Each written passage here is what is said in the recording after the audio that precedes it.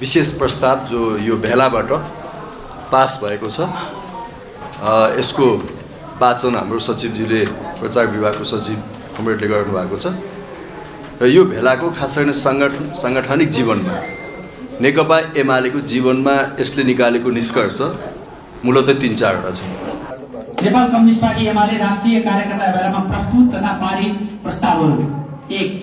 नेपालको वामपन्थी लोकतान्त्रिक आन्दोलनका विभिन्न मोर्चामा क्रियाशील हुँदा आफ्नो अमूल्य जीवनको आहुति दिने ज्ञात शहीदहरूप्रति यो बैठक हार्दिक श्रद्धाञ्जली अर्पण गर्दछ।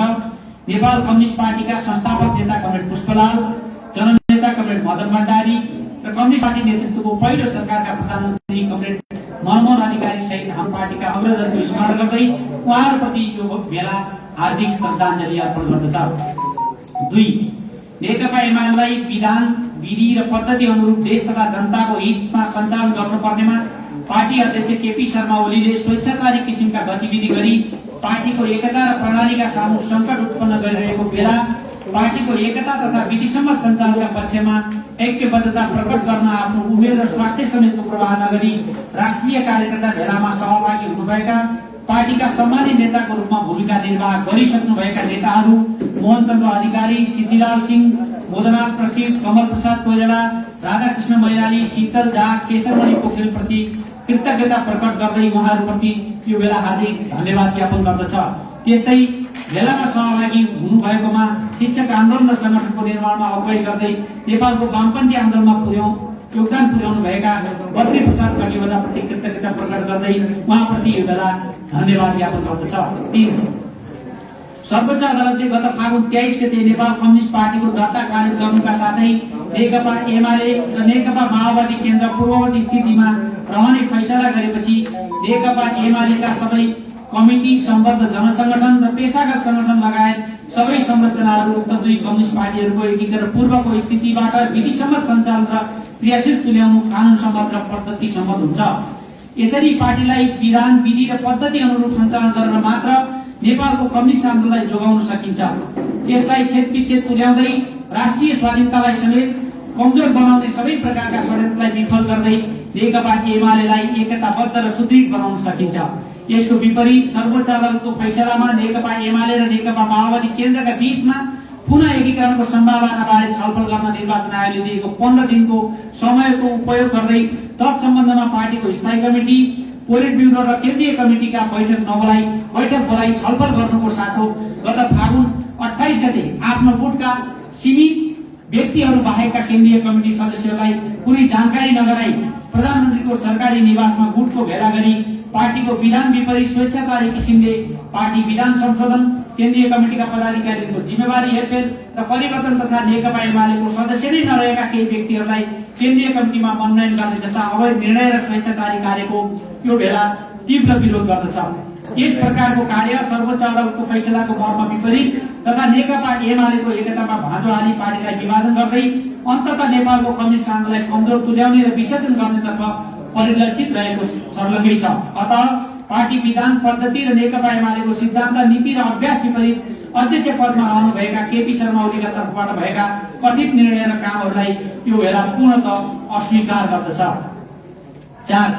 नेकपा एमाले केन्द्रीय कमिटीको अध्यक्षका हैसियतले अध्यक्ष केपी शर्मा ओलीले नेकपा माओवादी केन्द्रसँग सम्झौता गर्नुका साथै 2075 जेठ 3 गते नेकपा माओवादी केन्द्रसँग पार्टी एकीकरण सम्बन्धी घोषणामा हस्ताक्षर गर्नुभएको थियो।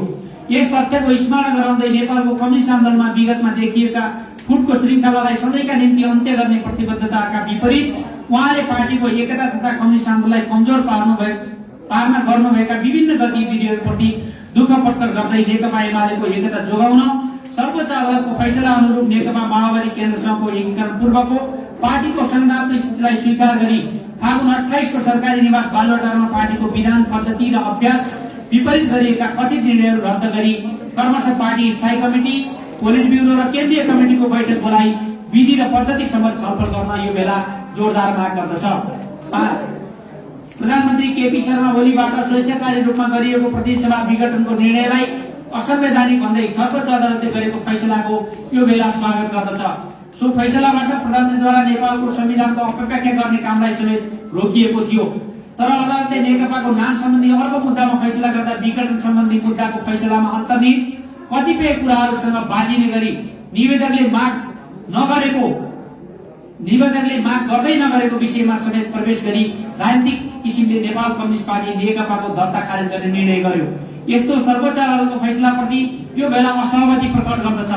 नेपालको संविधान र कानून अनुरूप दुई स्वतन्त्र राजनीतिक दलहरू निर्वाचन आयोगमा विधिवत दर्ता भई नेपाल राजपत्रमा समेत सोही अनुरूप सूचना प्रकाशित हुनुका साथै झण्डै बितेका 3 वर्ष निरन्तर गतिविधि गर्दै निर्वाचनमा उम्मेदवारी दिएर जनताबाट अनुमोदन प्राप्त गरिसकेको नेपाल कम्युनिस्ट पार्टी नेकपाको दर्ता खारेज गरिनु संविधान प्रदत्त राजनीतिक दलको एकीकृत हुन पाउने अधिकार एवं जनताको सार्वधिकार माथिको समेत प्रहार हो। यस प्रकारका कार्यहरूले राष्ट्रको दीर्घकालीन हितमा समेत कुप्रभाव पार्ने हुँदा स्वतन्त्र न्यायपालिका र कानुनी शासनको अवलम्बनमा पुनः जोड दिँदै अदालत तथा निर्वाचन आयोग लगायत राज्यका सबै निकायहरूलाई संविधान, कानुन र सुशासनका मान्यता अनुरूप अघि बढ्न यो बेला आग्रह गर्दछ। 6 नेपालमा एकीकृत सशक्त र सुदृढ कम्युनिस्ट पार्टीको निर्माण गर्ने उद्देश्यका साथ गठित नेपाल कम्युनिस्ट पार्टी नेकपालाई षड्यन्त्रमूलक किसिमले छिन्नभिन्न गरिएको कार्यबाट शिक्षा लिँदै नेकपा एमालेलाई समेत फुटाई नेपालको कम्युनिस्ट आन्दोलनलाई समाप्त गर्ने र नेपालको राष्ट्रिय स्वाधीनता, स्वतन्त्रता, अखण्डता र स्वाभिमानलाई कमजोर तुल्याउने देशी विदेशी प्रतिक्रियावादीहरूको षड्यन्त्रको भर्त्सना गर्दै त्यस्तो षड्यन्त्रलाई विफल तुल्याई राष्ट्रको अस्मिता तथा कम्युनिस्ट आन्दोलनको भविष्य सुरक्षित गर्न एकता र दृढताका साथ अग्रसर हुन नेकपा एमाले पार्टीपन्थीका साथै सम्पूर्ण देशभक्त तथा वामपन्थी शक्तिलाई यो बेला हार्दिक आह्वान गर्दछ। राष्ट्रिय स्वाधीनता र संघीय लोकतान्त्रिक गणतन्त्रको सुदृढीकरण, समाजवाद उन्मुख शासन प्रणालीको विकास गर्दै सामाजिक रूपान्तरण, सामाजिक न्याय तथा समृद्धिका लागि एकता र सहकार्यको मार्गमा अग्रसर हुने यो बेला सम्पूर्ण कम्युनिस्ट पार्टी तथा समूहहरूलाई हार्दिक आह्वान गर्दछ। 7 पार्टी अध्यक्ष तथा प्रधानमन्त्री केपी शर्मा ओलीबाट पार्टीलाई समेत विधान, विधि, पद्धतिहरू अगाडि बढ्न नदिई तथा प्रदेश सभालाई असंवैधानिक रूपमा विघटन गरी नेपालको राजनीतिमा सिर्जना गरिएको राजनीतिक अस्थिरता तथा पार्टीभित्रको अराजकता र अन्यलतालाई चिर्न नेकपा एमालेका घोषित सिद्धान्त, नीति र कार्यक्रम अनुरूप पार्टी र यससँग सम्बद्ध सबै जनसंगठन एवं पेशागत संगठनलाई अगाडि बढाउन तथा अध्यक्ष केपी शर्मा ओली स्वयंको गुटबन्दीबाट भएका र हुन सक्ने पार्टी विधान, पार्टी एकता, राष्ट्रिय हित प्रतिकूलका कुनै पनि काम कारबाहीका विरुद्धमा दृढताका साथ अग्रसर हुन यो बेला नेकपा एमालेका सबै नेता, कार्यकर्ता, सदस्य र शुभेच्छुकहरूमा हार्दिक आह्वान गर्दछ। 8 पार्टीको विधान, विधि र पद्धति विपरीतका कथित निर्णयहरू गरी नेकपा एमालेको देश, पार्टी र जनताप्रति प्रतिबद्ध अनुशासित पङ्क्तिलाई राष्ट्रियता, लोकतन्त्र र कम्युनिस्ट आन्दोलनको रक्षाका लागि अनिवार्य भएको यो राष्ट्रिय कार्यकर्ता भेलामा उपस्थित हुनुभएका सबै नेता कार्यकर्तालाई केपी शर्मा ओली पक्षबाट सार्वजनिक रूपमा दिएको धम्की तथा राष्ट्रिय कार्यकर्ता भेलामा उपस्थित नहुन दिएको कथित निर्देशनलाई अस्वीकार गर्दै हजारौं पार्टी सदस्यहरूको अथक परिश्रमबाट निर्माण भएको नेकपा एमालेलाई गुट र सत्ता स्वार्थमा दुरुपयोग नगर्न यो बेला सम्बन्धित सबैलाई सचेत गर्न चाहन्छ। देशका विभिन्न भागमा पार्टीका कार्यकर्ता र सदस्यहरूलाई धम्क्याउने, तर्साउने र प्रलोभन दिने जस्ता निकृष्ट कार्यहरूको यो बेला निन्दा गर्दछ। 9 प्रदेश सभाको पुनर्स्थापनाका लागि आन्दोलनमा उत्रिने तथा सशक्त आवाज उठाउने पार्टी पङ्क्ति तथा सम्पूर्ण जनसमुदायप्रति कृतज्ञता प्रकट गर्दै उहाँहरूप्रति यो बेला हार्दिक धन्यवाद ज्ञापन गर्छ। उक्त आन्दोलनमा योगदान गर्नुका साथै नेपालको कम्युनिस्ट आन्दोलनको रक्षा र सम्वर्धनका लागि निर्भय र अठोटका साथ अग्रसर हुनुहुने नेकपा एमालेका सम्पूर्ण नेता, कार्यकर्ता, सदस्य र शुभेच्छुकहरूप्रति आभार प्रकट गर्दै आगामी दिनहरूमा अझ सशक्त रूपमा सक्रिय हुन यो बेला हार्दिक आह्वान गर्दछ। 10 नेपाल कम्युनिस्ट पार्टीले आफ्नो स्थापना कालदेखि नै नेपालको राष्ट्रिय स्वाधीनता, स्वतन्त्रता, अखण्डता र स्वाभिमानमा आँच पुर्याउने सबै प्रकारका असमान सन्धि, सम्झौता र कार्यहरूको विरोध गर्दै आएको छ। संविधान सभामा लामो छलफल र बहसपछि बनेको नेपालको संविधानले पनि सबै प्रकारका असमान सन्धि, सम्झौताहरूको पुनरावलोकन गरी राष्ट्रिय हितलाई सर्वोपरि राखेर अन्य देशहरूसँग सन्धि, सम्झौता र सहमति गर्ने एवं संयुक्त राष्ट्रसङ्घको बडापत्र, पञ्चशील एवं असहिष्णुताका सिद्धान्त तथा स्वतन्त्र परराष्ट्र नीतिका आधारमा नेपालको परराष्ट्र नीति सञ्चालन हुने सुस्पष्ट मार्गदर्शन गरेको छ। यसको विपरीत प्रधानमन्त्री समेत रहनुभएका केपी शर्मा ओलीको नेतृत्वमा भएका नेपालको हित प्रतिकूलका कतिपय सम्झौता, निर्णय र कामहरूको विरोध गर्दै यो बेला तिनलाई अस्वीकार गर्दछ। साथै नेपालको दार्चुला जिल्लाको लिम्पियादुला, निकुलेक र कालापानी क्षेत्रमा नेपालको हकभोग कायम गर्नुपर्नेमा महाकाली नदीको सिमानामा हालै देखिएको समस्याप्रति नेपाल सरकारको मौनताको विरोध गर्दै अन्तर्राष्ट्रिय कानुन, मान्यता र अभ्यास अनुसार नेपालको भूभाग सीमाको सुरक्षा गर्दै नेपालको भौगोलिक अखण्डतामा आँचाउन नदिन यो बेला सम्बन्धित जिम्मेवारहरूसँग माग गर्दछ। 11 नेपालको संविधानको मार्गदर्शन अनुरूप नागरिकता, नेपाल सरकार र अमेरिकी मिलेनियम च्यालेन्ज कर्पोरेसन बीच भएको सम्झौता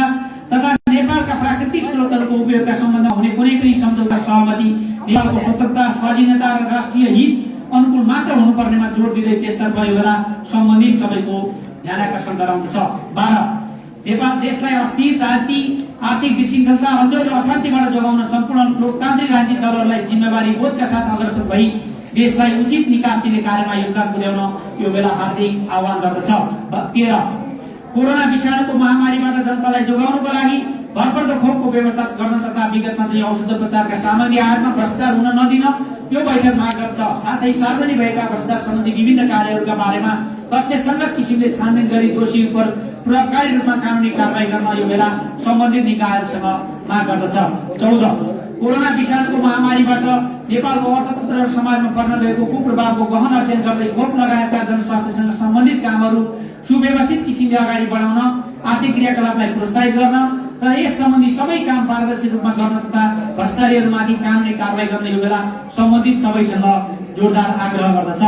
15 देशमा बढ्दो बेरोजगारी, जनताको दैनिक जीवनलाई कठिन बनाइरहेको बढ्दो महँगी र सामाजिक अपराधतर्फ ध्यान दिई त्यसको समाधान गर्न राज्य संयन्त्र परिचालित हुनुपर्नेमा जोड दिँदै गुण तथा सत्ता स्वार्थमा राज्य स्रोत दोहन गर्ने कार्यको यो बेला भर्त्सना गर्दछ।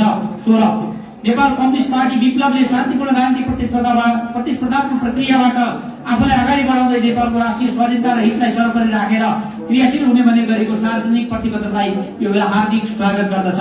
साथै नेपालको कम्युनिस्ट आन्दोलनलाई यसले क्रान्तिकारी र देशभक्तिपूर्ण चरित्रहरू अगाडि बढाउन वामपन्थी एकताका लागि योगदान गर्न समेत यो बेला आह्वान छ। र 17 हाम्रो पार्टी नेकपा एमालेको यो राष्ट्रिय कार्यकर्ता भेललाई भव्य रूपमा सफल पार्न नैतिक, भौतिक लगायत विभिन्न किसिमले सहयोग गर्ने सबैलाई यो बेला हार्दिक धन्यवाद ज्ञापन गर्दछ। हामीले यसरी 17 बुँदे निष्कर्ष प्रस्तुत गरेका छौँ। यो सबै साथीहरू समक्ष हामीले वाचन पनि गरेका छौँ। हिजो मैले एउटा अन्तर्वार्तामा सुने प्रधानमन्त्रीको अब संवादै गर्दिन भन्नुभएको छ। कुनै नेताले संवादै गर्दिन, ढोका बन्द गर्छु भन्दैन, दुनियाँको कुनै पनि नेताले भन्दैन हैन। ट्रम्प र चाहिँ नै उत्तर कोरियाको नेताको बिचमा वार्ता हुन्छ भने एउटै पार्टीका नेताहरूको बिचमा वार्ता हुँदैन। त्यो कुरा पनि अस्वीकार गर्ने भनेको केपी ओलीको सर्वथा निरङ्कुश र एकल काँटे शैली हो। त्यो शैलीले पार्टी एकता सम्भव छैन। त्यसकारण पार्टी विभाजनको निम्ति उहाँ उद्धत हुनुहुन्छ। तर त्यति हुँदाहुँदै पनि हाम्रो तर्फबाट हामी अन्तिमसम्म पनि लचकताका साथ पार्टी एकताको पक्षमा छौँ। हामी ससम्मान केन्द्रीय कमिटीको बैठकमा जान्छौँ। जेठ 2 गतेको केन्द्रीय कमिटीको बैठकमा जान्छौँ। जेठ 2 गते जुन केन्द्रीय कमिटी कायम थियो त्यो केन्द्रीय कमिटीको बैठकमा जान्छौँ। उहाँले बाटाबाटै थपेका केन्द्रीय कमिटीको बैठक भनेर बोलाइएका बैठकमा हामी जाँदैनौँ, किनभने त्यो नेकपा एमालेको विधानसँग सम्बन्धित छैन, विधानसँग छैन। त्यसो भएको हुनाले ती अवैधानिक हुन्। अब एउटा पहिलो कुरा, यो भेलाले 9औं राष्ट्रिय महाधिवेशन जो हाम्रो 2071 सालमा सम्पन्न भएको थियो साउनमा, त्यो 9औं राष्ट्रिय महाधिवेशनले पास गरेको पार्टीको कार्यक्रम जनताको बहुदलीय जनवाद, त्यो जनताको बहुदलीय जनवादको मर्म भावनालाई रक्षा गर्दै समाजवादको दिशामा अगाडि बढ्ने नम्बर 1।